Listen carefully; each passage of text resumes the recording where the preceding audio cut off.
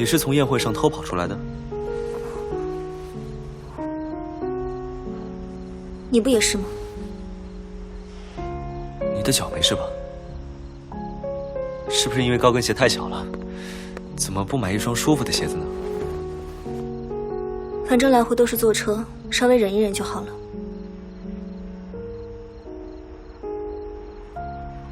我应该没有打扰到你吧？其实我有点怕生。比起怕生，我倒是觉得你很冷淡。确实有很多人这样说过我，但不能光靠外表来判断别人。谁知道对面坐着的是一个常见的普通人，还是一个少见的怪人呢？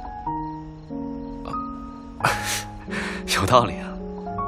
你叫……我叫心雨。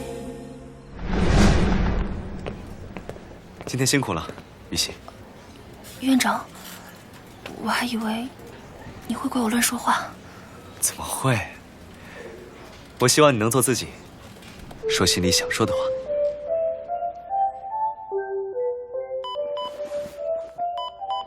何苦这样的出血量？心跳已经快140了。继续。可这种情况还要添置，皮肤坏死和失明的概率……我说继续，我是不会失败的。我当然相信你了，还烫。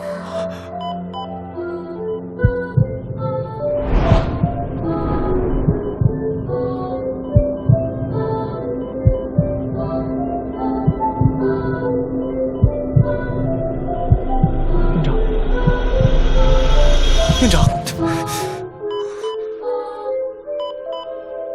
手术继续，听我安排。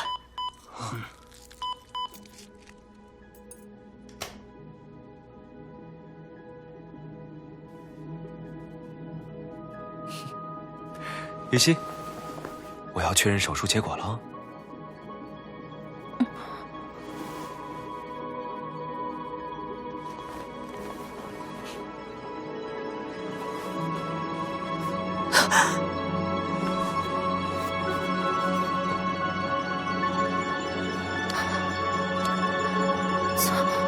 怎么样？